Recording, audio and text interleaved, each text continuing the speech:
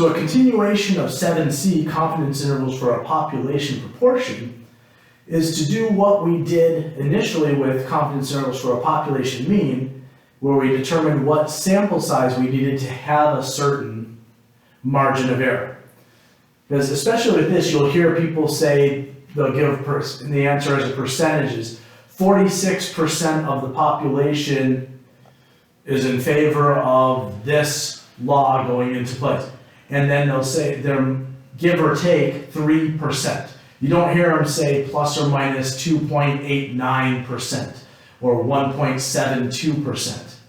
It's always give or take 3%, plus or minus 5%, plus or minus 1% for their margin of error. So we can do the same thing we did in the previously, that we can take this margin of error equation and solve it for n to determine the minimum sample size necessary. So again, I'm going to start with it and work my way through the process, but you're not required to know how to get from this to our final equation. You'll just need to be able to use the final equation. So I've got E is equal to Z sub C times the square root of P hat Q hat over N. I'm trying to find N, so I'm going to divide both sides by Z sub C. So E over Z sub C is equal to the square root of P hat Q hat over N. I'm going to square both sides to get rid of that square root. So I have E over Z sub C squared is equal to P hat Q hat over N. I'm trying to get N by itself, so I'm going to move that over to this side. So N times multiplying both sides by N. E over Z sub C squared is equal to P hat Q hat. And now I want to get it by itself, so I'm going to divide by E over Z sub C squared. Remember, to divide by a fraction, you multiply by the reciprocal. So N is equal to P hat Q hat times Z sub C over E squared. So that's our new equation for how we're going to find the minimum sample size necessary. So I'm going to put that over to the side to get it out of the way. N is equal to P hat Q hat times Z sub C over E squared. So now I can clear this out. And when we look at that equation, we know as P hat Q hat Z sub C margin of error E. The question is, do we have a sample proportion? Well, we're trying to find out what size we need to determine the population proportion. So what size sample we need. So we may or may not have P hat, which means we may or not be able to get Q hat.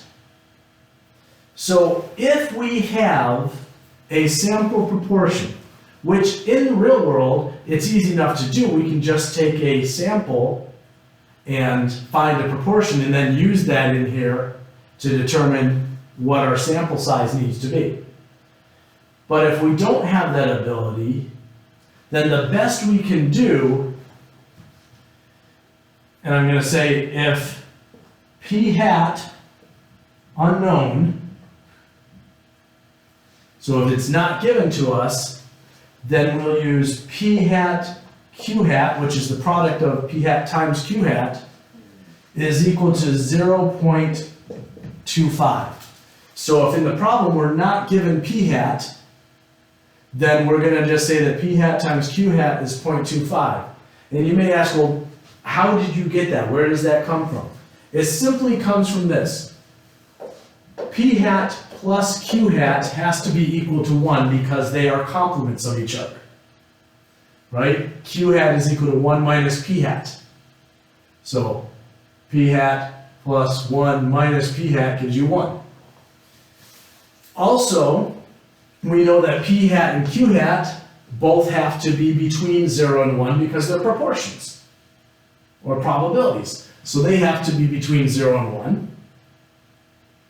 So then it's a matter of if the two of them have to add up to 1 and they have to be between 0 and 1, what is going to give us the largest product? And if you have a set amount of length for a perimeter of a rectangle, how do you get the largest area?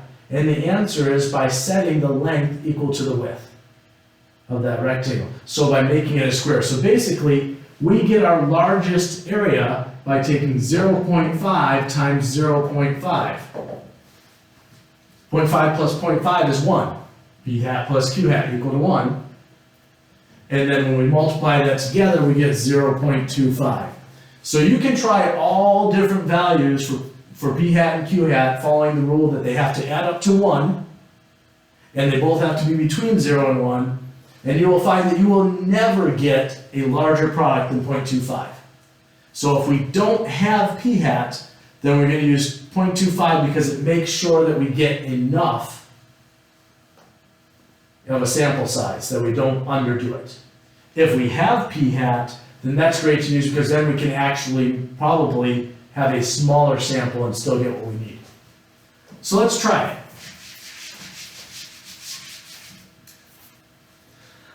I want a confidence interval for 99% confidence level. Obviously, dealing with a population proportion.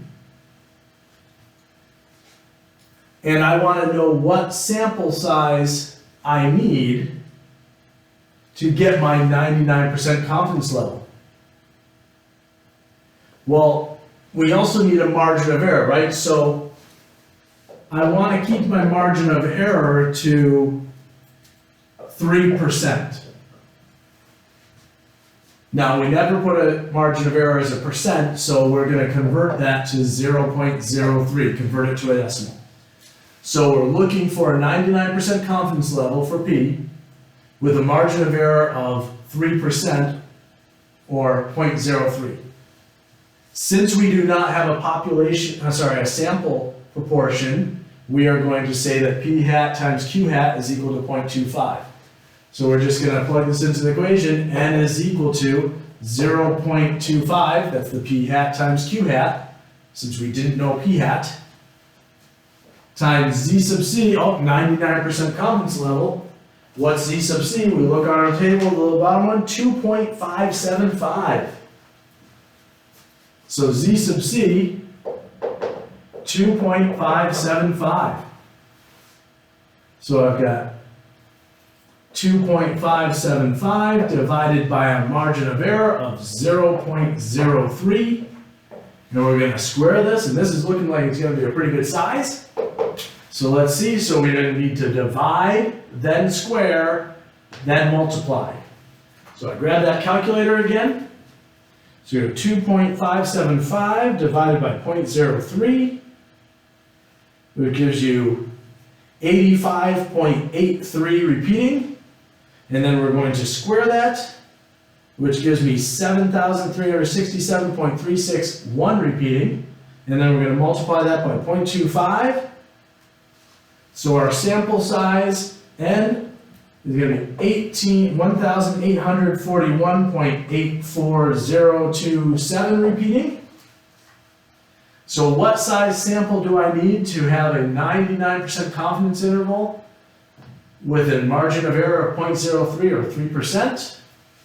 Remember, we need at minimum this sample size, so we round up, and we need it to be 1,842. So our minimum sample size necessary to meet these requirements is 1,842.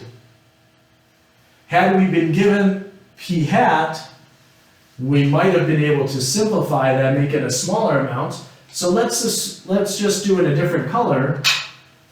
What if we're told that P hat, or we take a quick sample and we find out that P hat is 0.31. How does that change that? Well, that means Q hat is equal to 0.69. So now N is equal to 0.31 times 0.69, still times 2.575 over 0.03 squared. So now I'm gonna do my 2.575 divided by 0.03. We're gonna square that. We're gonna multiply that by 0.69 and multiply that by 0.31. And now we have n equal to 1,575.87854167. So rounding up, that gives us 1,576. So we see that having a sample proportion actually saved us